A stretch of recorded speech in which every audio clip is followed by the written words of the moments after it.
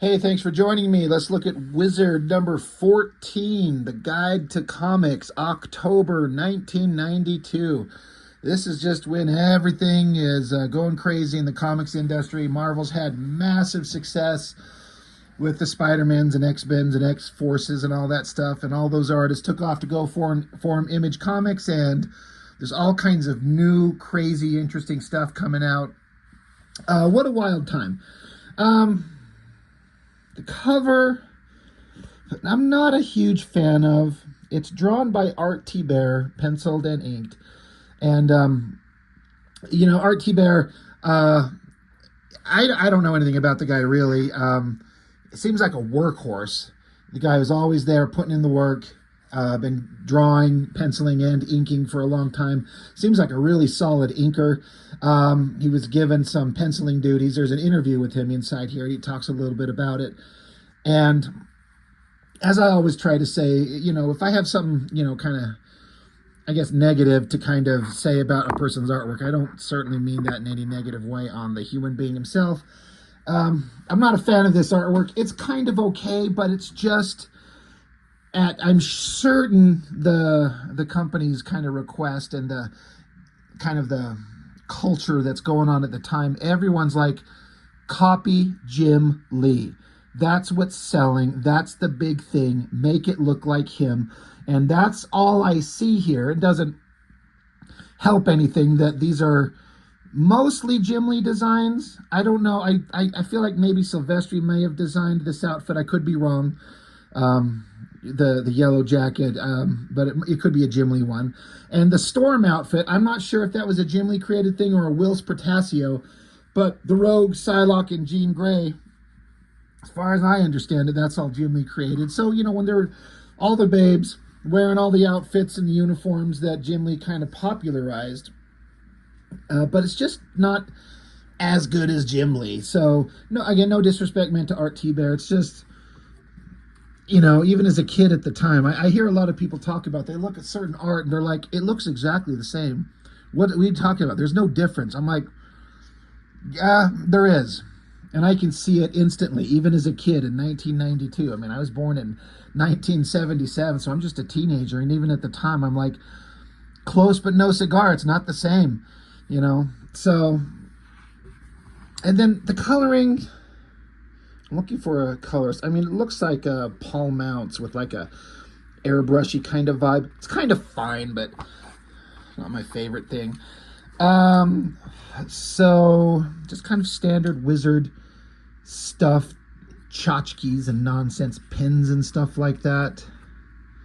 It's interesting the stuff they'd sell, but merchandise, if people are buying it and they want to spend your money on it, then, why not make it available? Give people what they want. Table of contents, pretty basic stuff. A letter from our publisher. I can't help but just kind of think this Gareb Shamus is just kind of a chucklehead the more I kind of read about him. And I feel like it's probably a case of was just like a fan of the medium and wanted to kind of create a magazine based on the comic book industry and the art form that he loves. And then Wizard becomes this juggernaut, this with real power in the industry. And I don't know. I guess it's easy to get sucked into making some stupid decisions. I don't know. Not a big fan. Letter from the editor, Patrick Daniel O'Neill. I mean, who cares what this guy thinks? Yeah, it's like he wants to shit on everything that's popular at the time, and there's a valid reason for that. He says, my advice to you, the reader, don't settle for second-rate or third-rate writing combined with extraordinary art. You wouldn't settle for the opposite, would you? You wouldn't settle for a movie that was filled with terrific images and no story worth your attention. And then he says, actually, considering the success of Batman Returns, maybe you would.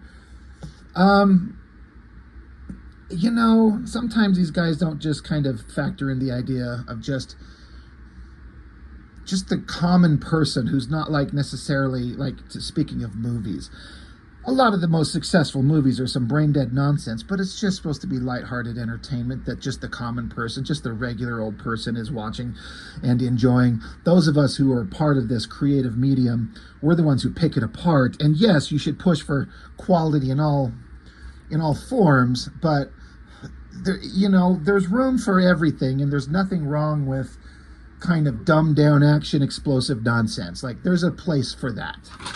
It's just bad when it becomes everything. Jim Shooter, former president of Voyager Communications, which publishes Valiant Comics, is no longer with the company. Shooter's departure was the result of a difference between him and the rest of the management team over how Voyager should be managed. It had become clear to the team at Voyager, that Jim had a different vision of how the company should be managed. So, doesn't he take off from Valiant and go make Defiant Comics? Jim Shooter is a guy I can't quite understand. I think I've mentioned this before. I kind of get the feeling that he's kind of not liked in the industry. But is that incorrect? I mean, anybody that's had kind of the career that he has, which I only understand it on a small level. You're going to create friends and you're going to create enemies, and you're going to do good things and you're going to do bad things. And I just kind of get the vibe that people don't like the guy. But I'm not sure if that's correct. I'm actually kind of curious what people might know about that. But this kind of goes on about the stuff that has been created and what they're going to do and where they're going to go from there. I'm one of those guys, and didn't read anything Valiant, didn't care, didn't appeal to me, didn't look interesting. I was a sucker for the popular stuff at the time, like, the Marvel and Image stuff. Liefeld cover contest. I know they announced this in Brigade, but some kind of, I think that, I don't know if they list what the contest. More info can be found on the as yet untitled letters page of Brigade. I think it was if you come up with the winning title for the letters page of the comic, they were going to give you the original art to Brigade #1, which was drawn by Liefeld. I wonder if that actually happened. Whatever the contest may have been, did somebody get that original artwork, which now you could flip for thousands of dollars, like, for real. It's not going to be a, first appearance of Deadpool kind of thing, but it's something. Yeah, and it says here, Murat Michaels, who was Liefeld's assistant from as far back as 1986, will be penciling most of the book. He penciled the whole thing. This is the same guy who penciled the trading cards included in Brigade #1. Rob speaks very highly of this up-and-comer, so watch for him.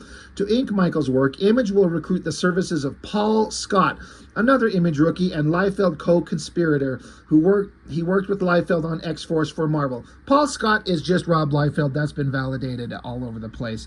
He just created a fake name for whatever reason. It shouldn't matter, but it just kind of pisses me off. It's like, fuck you and your fake names. That's stupid. Image Comics has added artist Dale Keown to their already impressive stable of creators. Best known for his work on Hulk, Keown left that title as of issue 398 to work exclusively for Image. When asked to explain Pitt, Keown laughed, "Between Eric Larson's Dragon and myself, we're keeping the monster as leading man concept alive. Pitt is an extraterrestrial creature trapped on Earth who has assumed the role of a superhero." Sort of.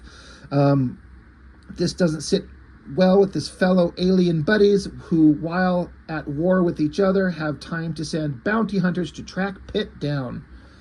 So, good times. And I'm going through every issue of Pitt, and I just did issue, 12, 13? Can't remember. We're looking at them all. Tom Palmer Jr. talks about Alan Moore and all his works. I don't really have anything to comment on that. Old school video game stuff, who cares? Look, every time we see this pinup, there's a couple pinups that I see, and every time I see it, I have to stop and say the same thing. We all know I love Jim Lee, and this is one of the most boring Jim Lee things ever. It just doesn't work. Well, all right, I take it back. It works in that it's just boring. But how do you get Jim Lee to be boring? But you slap it on Valiant Comics and somehow it's just boring.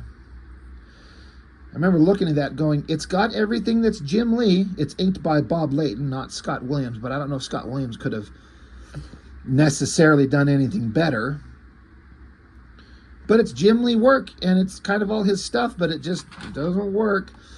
Brutes and Babes, drawing comics with Bart Sears.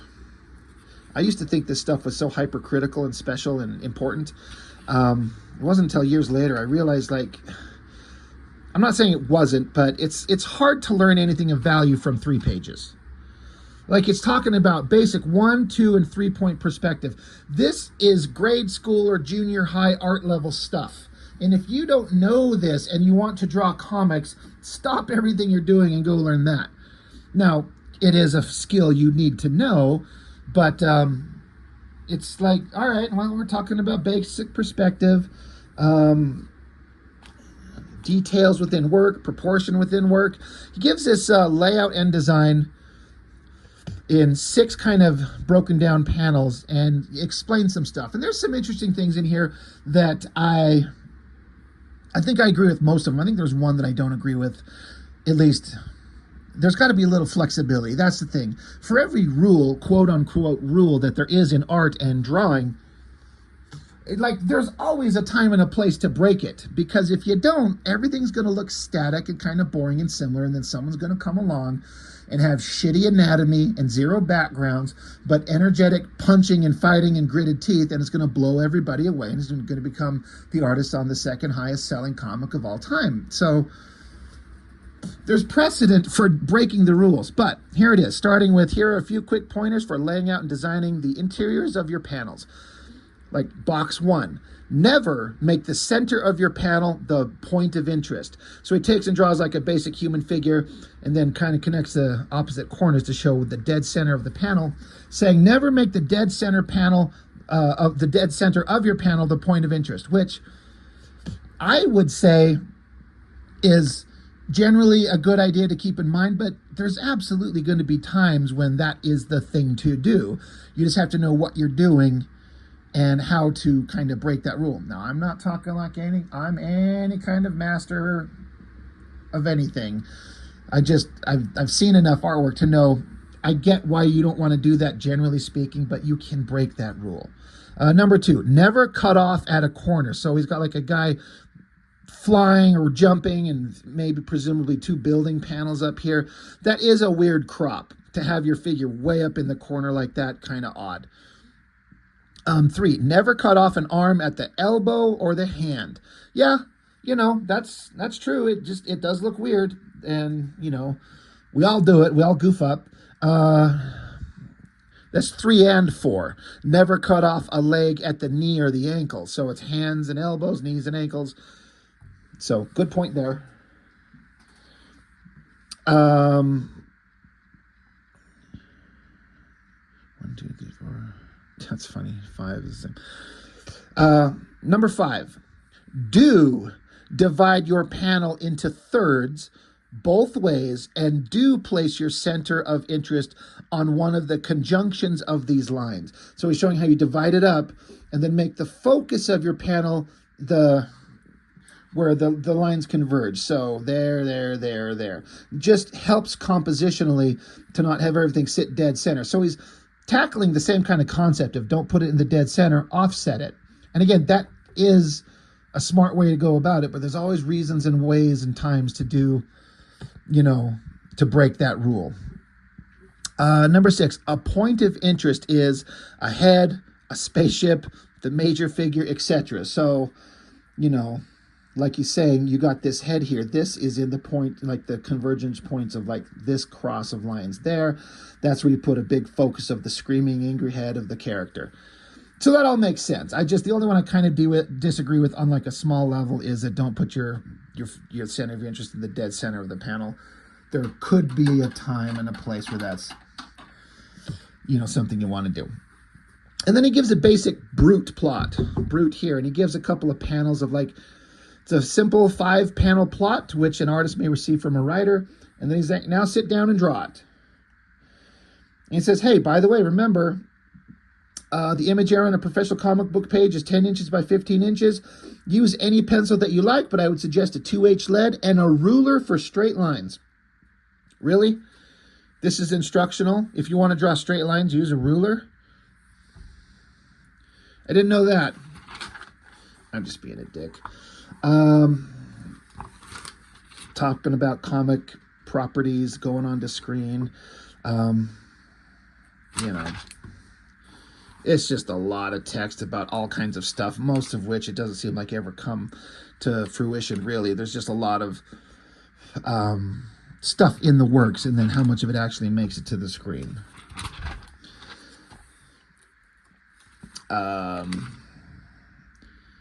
Rage Against the Dying of the Light. I didn't read any of this stuff, so I have nothing to say about it. Then we get a breakdown of the crossovers that are happening with the Marvel Comics X-Men titles. Inferno checklist. There's that many titles was covered in the Inferno. Fall of Mutants checklist. Damn, that's a lot of books, especially for Inferno. Holy shit, that was line wide. The Extinction Agenda, love that one. Executioner Song, love that one. I've been going over that one personally, so that one's fun to do. I always kind of dig this shot of Cyblade from Sylvester and Cyberforce. That's like the big kind of revealing character shot of this girl from issue 1. And it's, you know, kind of typical Sylvester hot babe proportions. He pushes it, in my opinion, to just the point of extreme, like, feminine figure and sexuality without crossing into the absolutely ridiculous.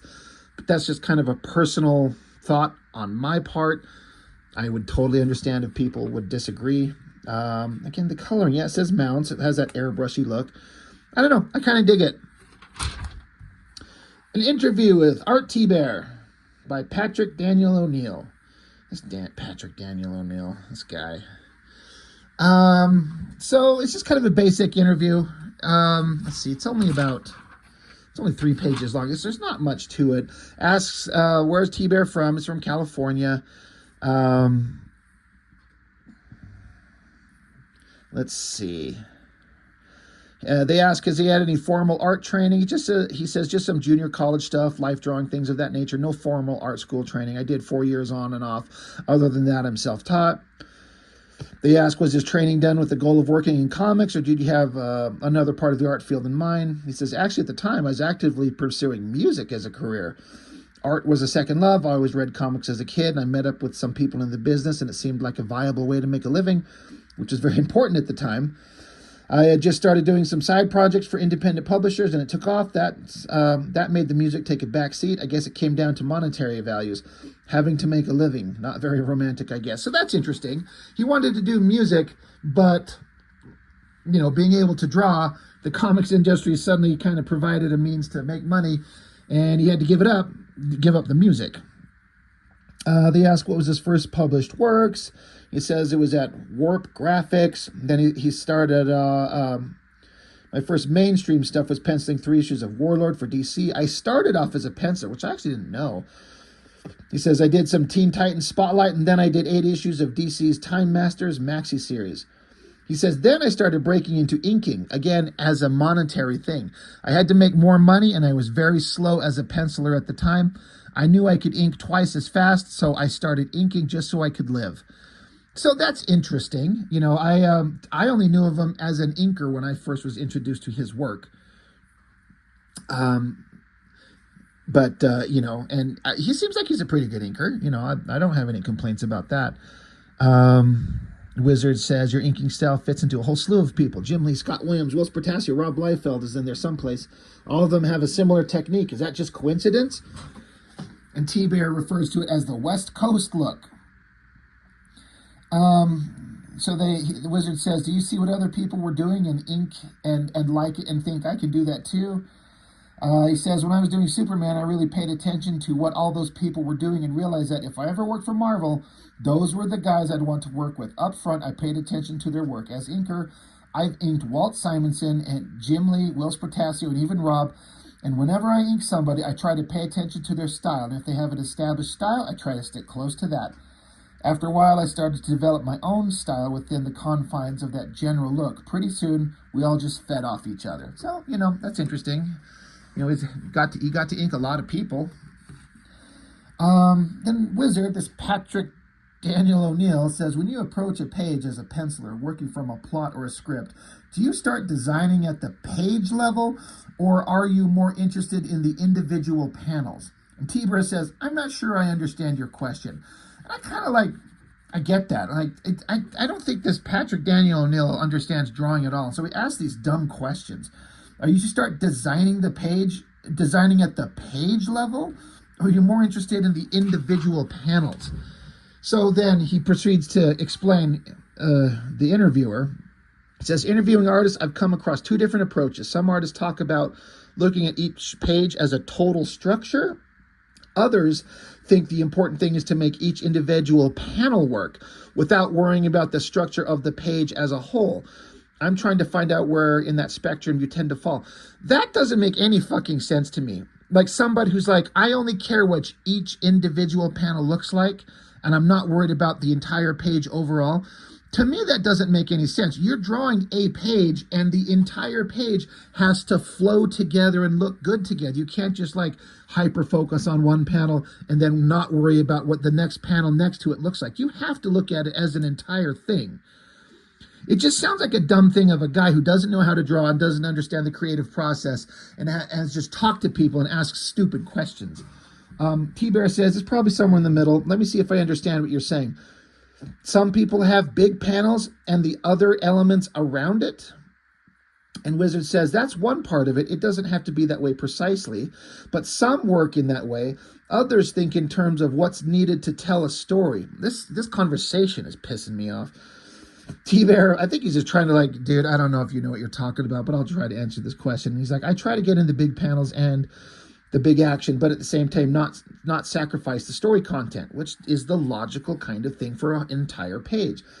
That's still the most important thing. If big panels get in the way of a story content, then I stay away from them. I wouldn't use a big panel if I thought it compromised the story in any way. So I'd say I'm in the middle, or I'd like to think I am anyway. Wizard asks, what are your current projects? He says, right now I'm finishing up X-Men 13, which I'm penciling and inking. All X books are on an amazingly tight deadline. I started off with issue 12, which went pretty well, but it started to get tight with issue 13. He says that Art Thibert says that he's kind of the buffer between Jim Lee's final issues and the beginning of Andy Kubert's stint. And they're putting, it says Andy Kubert's getting a 2-month lead time to, get some work in the can to help the books come out on a consistent schedule. Wizard asks, how does it feel to come onto a title like X-Men, even briefly, following a popular stint by, first of all, a buddy and the person who was one of the big drawing cards for the book? Thibert says, initially I was scared to death. Not only because it's a big book and a lot of these people in the industry and the fans look at it, but because I hadn't picked up a pencil in 3 years. I had done pinups and stuff here and there, but I didn't have the monthly assignment, so this was a big bang for me. In addition, I wasn't just coming in as a penciler, but I was penciling and inking. I had kind of stage fright for the first 2 weeks or so, but once I got over that and seeing what I was doing, I realized it would stand on its own. And they ask, you're going to X-Men, you've done some DC, where are you at? And he's like, I've never pledged my allegiance to any one company. That's fine. He's got a job coming up for DC. He's going to do Nightwing coming out in December. And Thibert says, it's in process now after I finish X-Men 13 with this other writer, Pamela Winesetta, who is co-writing with me. I'll be starting on it full-time, the Nightwing book. And we already have the basic plot down for the 4 issues. I'll start penciling and then we'll scripting together. And they're saying that Thibert gets to do some writing as well.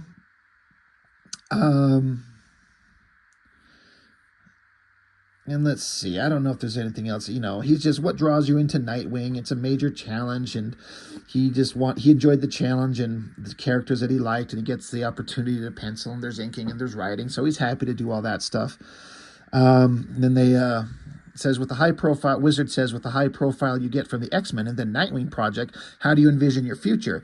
Thibert says, Marvel offered me the ongoing Cable series to start in the summer of '93, scripted by Fabian Nicieza.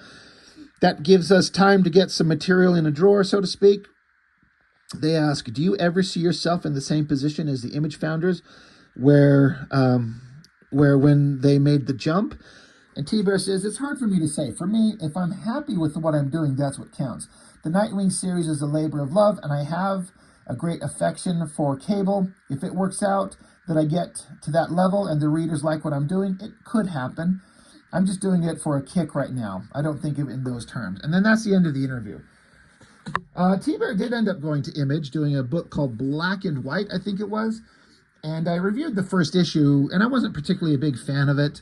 I maybe have been a little unfair to it in as much as, like, it's a guy who's put in a lot of work and effort and care. It just looked kind of boring and cliche to me, and I wasn't super excited with it. Never, I picked up the whole miniseries, and it just was not anything that I gave a shit about. More X-Men focused stuff through the years, because X-Men were everything at this time. We get into an interview with Neal Adams, Continuity Comics founding father. Continuity Comics is not anything I knew anything about at the time of this. And to this day, I only know about him peripherally. I know about Neal Adams, but I don't know if I've ever picked up a book that he's drawn that I was aware of. And I might have something that he's drawn, and I just kind of didn't know at the time. He's certainly, undeniably, one of the better artists ever. And he's got a big, long history of fighting for creators' rights, and as I understand it, like getting original artwork back to creators that deserved it. And I don't know a lot about him, and I didn't collect a lot of his work, or almost any of it. And so I don't really have like a connection to Neal Adams, but I know his name is huge, and lots of people do. And he is due all kinds of respect for what he does, his skills, and all that type of stuff. So it goes on here in an interview. It goes on for a couple of pages. And I did read this over. And it ends here. He talks about what they're doing with Continuity Comics. He says, we start the interview with a look at Continuity's crop of titles. I should say, I never collected any of that. But I've had a guy send me 2 different boxes of random piles of books, and there's a lot of continuity stuff in there. So I've got a lot of it, and I've flipped through most of them, and I'm struggling to be interested in them. A lot of them, I mean, if it was Neal Adams art, that is a step in the right direction for my interest, in as much as just like, at least the art's good. And it's not like any of the art is bad.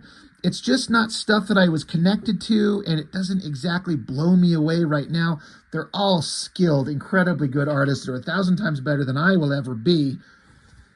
It just doesn't grab me. So there's a huge pile of continuity stuff, and I'm like, well, I should review this, but it's kind of hard when I don't have an affinity for it. I didn't grow up with it. It's not any kind of nostalgic childhood love or some new thing that's blown my hair back. It's just like books that bore me. And that's a blame I take upon myself. So one of these days, I'll dig out them and kind of do a flip through on them, because there's a lot of the covers had some really interesting kind of like textures and like 3-dimensional elements to it. There's a lot of interesting stuff that they tried. Credit where credit's due. They were trying to do some really interesting stuff. But the interview here says, we'll start off the interview with a look at Continuity's current crop of titles. And so Neal Adams says, first, of course, we want to talk about Cyber Rad, because I'm so proud of the work of Peter Stone, who writes it with me, and of Richard Bennett. We all know who he is, who is, in my opinion, Neal Adams says, something of a Jim Lee as far as a Discovery is concerned. We've been tempted to print his stuff in black and white. It's so good. I would love that. Yes, yes, yes. If we just leave pages around, old professionals who come in will see them and just drool over them. It's fantastic inking work. And I have seen Richard Bennett's work in some of those books I was talking about, and I can see again that it's good work, but I don't see the Richard Bennett that I'm really more familiar with, when he started inking Jim Lee and some of the high resolution black and white artwork you can find of those pencils and inks, and then his brass series, which is incredible. I can see exactly what Neal Adams is talking about with that Richard Bennett. That guy, holy Lord, that's some incredible skill that he's got. He talks about Crazy Man. We've got Dwayne Turner on Ms. Mystic. Dwayne Turner's doing Cage for Marvel. He thinks that the Ms. Mystic work for them is better than the Cage work. They got Bucky O'Hare, Hybrids, which they think is as their X-Men, with Larry Stroman doing penciling with Rich Buckler and Neal Adams himself. They got Megalith with Mike Nasser and Sal Velluto. I'm aware of Sal Velluto. I've actually met him once. And then there was a title, Earth 4 is a title we canceled. It wasn't getting any attention, but now we'll be coming out with a new artist, Walter McDaniels. So, lots of books and things that they're putting together. They say here in the interview, it sounds like you've got some fairly impressive plans. It certainly sounds like a bigger menu than people remember or think of with continuity. He says, well, it is. We're going to push ourselves to the end of this year to the limit and move on from there as we do these crossover things and we bring these characters together and mix and match them for a story. I think people will really like people really like it, and our schedule will be getting more regular. Wizard says that's enough to give you an identifiable presence for people to see the logo and recognize the company. Like, they're asking the question. And Adams is right. Actually, we've had a question around here about the continuity name and logo. We've always felt that we burden ourselves with this terrible name that nobody understands. But as time goes by, we hope people will remember our name simply because they like the stuff and know that it represents quality. Wizard says it does seem that within at least the last 6 months or so, continuity has finally beaten the problem that was always and then Adams interrupts, says, I would say we're in the process of beating the problem of maintaining the schedule. Wizard says, somebody once joked to me that continuity had the wrong name, that there never seemed to be any continuity. Adams says, well, I think we have continuity, perhaps not continuity in scheduling, but in quality and in storytelling. He says, since there are so many areas, you have to hit the ones you care about the most. So, right, there's a lot of things involved. You could rush out on time garbage, or you could delay quality and put it out and have it be good. But then I would say you run the risk of people losing interest if you don't have it in front of their face constantly. Unfortunately, it says, Neal Adams continues, unfortunately, economics don't necessarily let you hit all of them. People think of Neal Adams as someone who, with all the riches garnered from Batman and Green Lantern, Green Arrow, and his other projects at DC and Marvel, made a mountain of money and is dealing it out piece by piece while he publishes his comic books. Unfortunately, it's not quite that way. He says we set ourselves up from the other alternative publishers. Alternative to what? I don't know. The big two, I guess, rapidly becoming the big one. Anyway, it says most of the publishers have gone out and gotten financing from people outside the industry.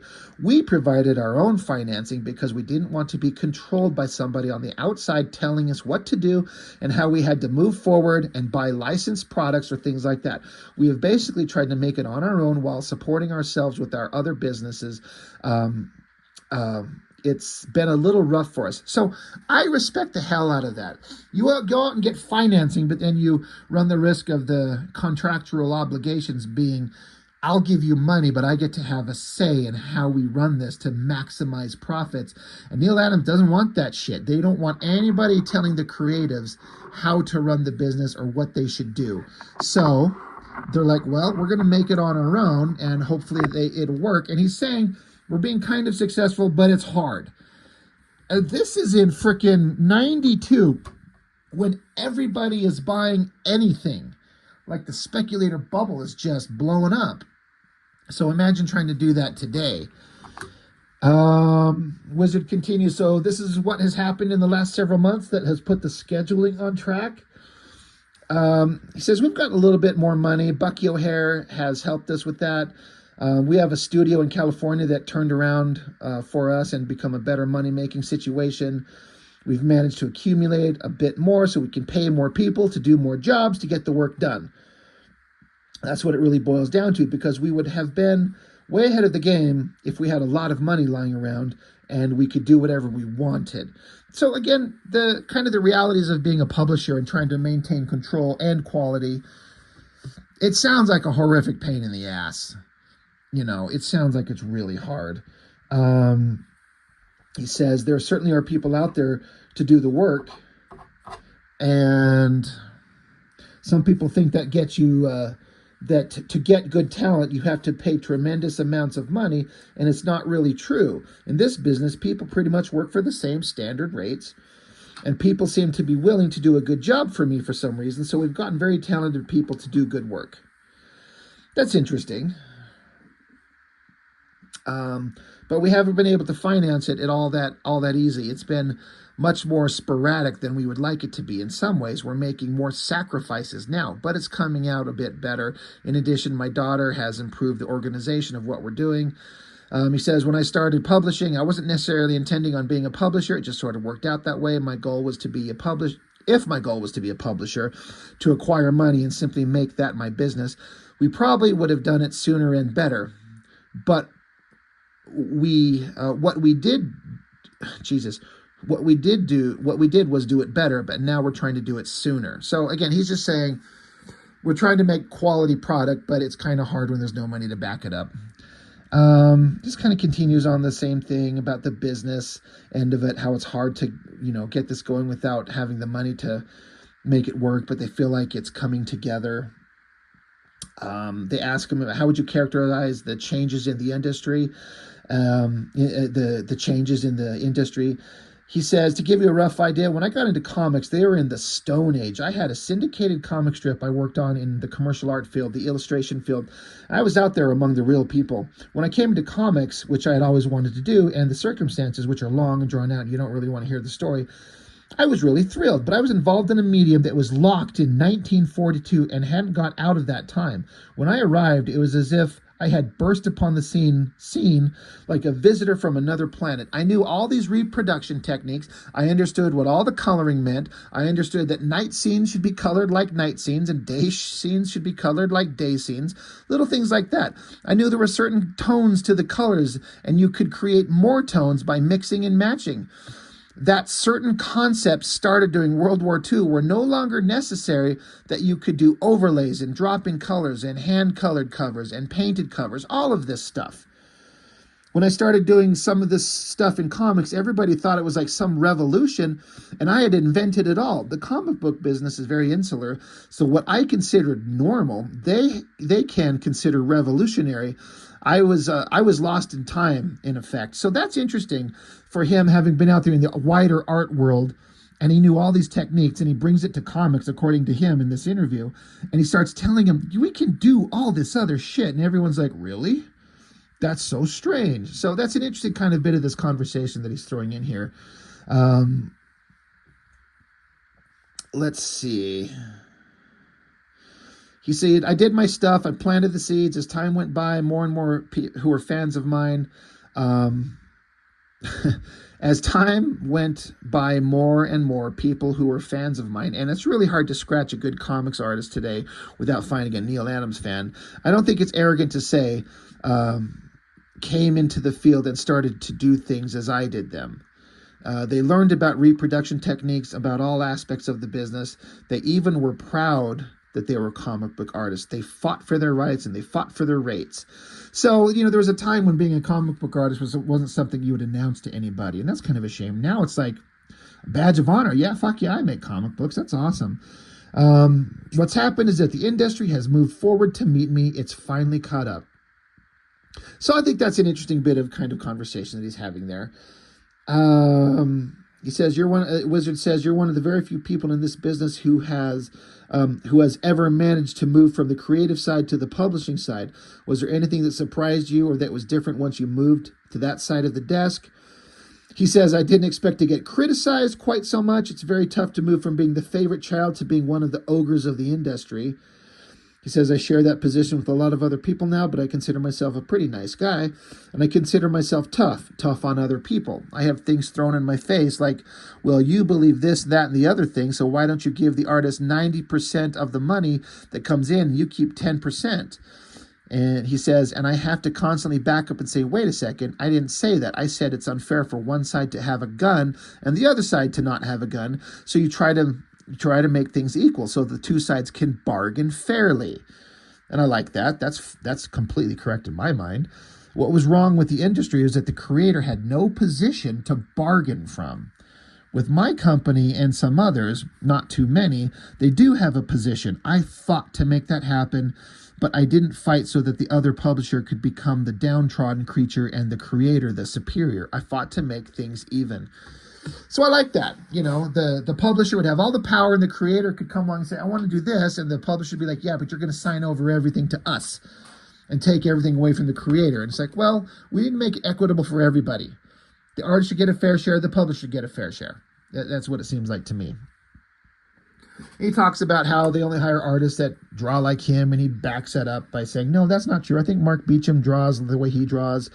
I don't think Michael Golden draws like me. Trevor Von Eden doesn't draw like me. But then there's other people that come along. Samuel Clark Hallbacker is an example. Tom Grindberg, practically a Neil Adams clone. So he's like, there are people that draw like them, but they just hire people who draw good, whatever that may be.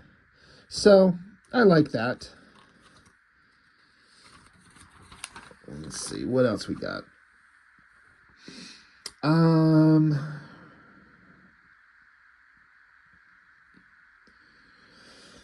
It says, as a comics professional, as a person interested in keeping the industry healthy, as a publisher, are you at all concerned by the domination of the business by a single company as it has been for the last several years? He says, am I personally concerned about it? I have to answer in a couple ways. First, there tends to be... there's a tendency for people to avoid allowing a monopoly to take place, so I see a solution in the air. I think people are going to have to work hard to create a solution, but to define the problem more carefully, is this very, very bad out there for it to be one superpower in anything. One of the things that happens is that the person or the country or the company having attained that position finds itself, no matter what they have made started out with all the best ideals and positive notions, becoming corrupted from the inside. That the things they start to do are wrong, and they start to hurt people and take advantage of the power they have. 100% true right there. Very true. So he just kind of goes on to talk about that, what his kind of opinions are, and they're talking about Marvel, but he's not actively trying to say Marvel's bad. Marvel has a right to exist, he says. It's just it shouldn't be some one company in control of everything. And it just kind of ends. Like, there's not much anything else in there that's going on that I felt like was really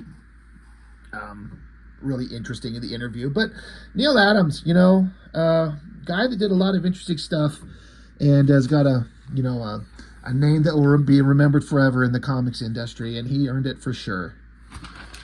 And then they jump into an article and like, Image are the biggest news in comics today. And so like, who are all these people? Who owns Image?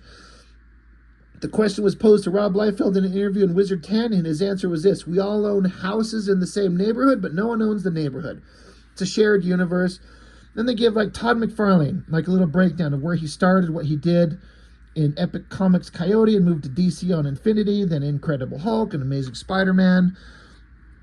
Helping in the creation of Venom and blah, blah. It just explains everything that Todd McFarlane does and what Spawn is. And like, they're always going to have some Image Comics thing in here. Jim Lee, they talk about him, go on for several paragraphs about everything that he's drawn and everything he's done, what his Image Comics work is. Rob Liefeld, same thing. They talk about everything that he does here. And they just suddenly stop because they have these little headlines and like Rob Liefeld's name in big bold letters. Same thing with McFarlane and Jim Lee, but then it just stops and it goes, also, Will Spertasio is going to do a thing, and Eric Larson is going to do a thing, and Mark Silvestri is going to do a thing. And then they go, Jim Valentino and Dale Keown with big headline names she shouted out. I was like, well, that's kind of weird. I think Spertasio, Larson, and Silvestri deserve as big a shout out as anyone else. But whatever. It's just not telling you anything like is new. We all know those stories about who and what they are. There was some kind of card in here that I cut out of this thing, and I can't remember for the life of me what the hell was on that. I wish I knew. I remember doing it. I just don't remember what's on there. And I left the poster in here with all these posters that came in these magazines, all the ones that I loved, the Wildcats, the Spawns, I was pulling them out and hanging them all over my walls. And like I was saying at the beginning of this video with the cover, I didn't like it enough to pull the poster out, and I would still leave it in there because I got nothing to do with it. I always like seeing these black and white images. Portasio's Wetwork, Silvestri's Cyberforce, even though they're not great reproductions, but it's kind of fun. Wizard Comic Watch, man, that little 3-issue run, I think it is. The introduction of Psylocke as the Asian assassin babe. That's really good stuff. A little write-up on Malibu Comics. Yeah, I got nothing about that. There's that hardcore, that cover that I was talking about that Jim Lee did that just was boring as hell. Spider-Man 2099, kind of fun. Great costume design. I was not a fan of Rick Leonardi, but once I saw this book, I started to understand how good he was, and had gained a new appreciation for him big time on that. Night Stalkers, don't have anything to say about that. Supreme #1. Let's see if they say anything interesting here. Not really. It's just to kind of break down what they think the book's going to be about. And then Uncanny X-Men 294, the 12-part fall mutant crossover known as Executioner Song, which I am going over in detail right now. So follow my channel and go check out all my Executioner Song reviews. We're halfway through as of this recording. And just more comics coming out. I always wish that some of these little drawings were bigger so I could see the artwork better. Don't care about cards. X-Men trading cards, got all those, did a video on it. Series 1, got all those cards. They're so nostalgic and fun for me. Those were my introduction to so many characters and concepts that I had no idea about. Just to give you some information, the cards I love. I had Series 2 and Series 3, and I threw them all away because they were not as interesting as everything else I already had, which is just kind of a repeat. I don't need 3 different series of all these fucking cards. Never collected DC cards, Ghost Rider cards, Youngblood cards, who cares? Didn't need any of that. Boring action toys. I think my younger brother had this Wolverine, I believe. Johnny, if you're watching this, did you have that little X-Men? There was some Wolverine with like these little plastic claws that come out. They weren't separated into 3 little individual things. So it was kind of a letdown, but, toys were a quaint little thing back in the day. An autographed set of X-Men #1. Autographed by Jim Lee. So I remember filling this out. And what's funny is I was looking at this. I was 15 years old filling this out. And I was looking at this address and a phone number from when I lived in Cedar City, Utah, back in '92. And like, even the phone number here, I'd completely forgot about these numbers. 586-9433. And once I read that, I was like, oh yeah, I do remember that being a phone number. I had that memorized. I didn't have to put or it didn't seem like there was a time when you had to start with the area code, like 801, where I'm at now. But that number, it just rekindled my brain of that number. And then the address where we lived, 350 South, 200 East. And I'm not worried about giving away phone numbers and addresses because I haven't had that number. My family hasn't had that number in 3 decades. And that address, that house, it's bulldozed over and it's a parking lot now. So who cares? So, top 10 comics of '92. Interesting that Cable #1. Just goes to show you the popularity of Cable. Wildcats #2, Youngblood 0, fucking boring comic, Youngblood 0. X-Men 13, Cyberforce #1, Spawn 4. That's interesting. Spawn would eventually go up to #1 and stay there forever. Youngblood 4, Youngblood 3, Shadowhawk 1, X-Force 14, Brigade #2. Good lord. Darkhold. That's still a Marvel. Where's the first DC book in this entire list? Lobo. Infanticide. And then where's the next one? Batman, Sword of Azrael. So, top 20 Marvel DC. Top 10 comics, Harbinger. Oh, I always talk about that stupid comic that was always #1 for some fucking reason I don't understand. It's kind of more of the same. Seeing all those things. Top artists, McFarlane, Jim Lee, Liefeld, Keown, Silvestri, Potasio, Bagley, Ron Lim, John Byrne, Art Thibert. Fun stuff. Jim Valentino there with one of his kids, young Rob Liefeld and young McFarlane going, "Bud, I'm going to draw Spawn for the next 3 decades." And then he only did like, I don't know, 15, 20 issues, something like that. Quesada, Keown, James O'Barr, pictures of these guys. That Keown, I was always like, what a goofball. But we all look like goofballs. And then just the price guide stuff, nothing interesting there. Who cares? Who cares about the price guide? Like, who sets the prices on these besides Wizard themselves? It's all bullshit. And there's letter pages. Nothing interesting in there, if I could get to it. And then just the back cover, inside back cover, Wetworks, created by Willis Portacio. I was super excited. That image looked so interesting. I was like super excited to see what these characters would do and what they'd become. They are a bunch of nothing. It was visually interesting, but boy, I remember the story, whether good or bad. Like, I remember Wildcats. I remember what went on. I remember the characters. Cyberforce, I remember. Spawn, Dragon, all that stuff. Wetworks, nothing. Nothing. So anyway, that's it. Wizard, number 14 of October 92. That's it. Good times. Wizard was fun. That's all I've got for now. Thanks for watching. See you next time.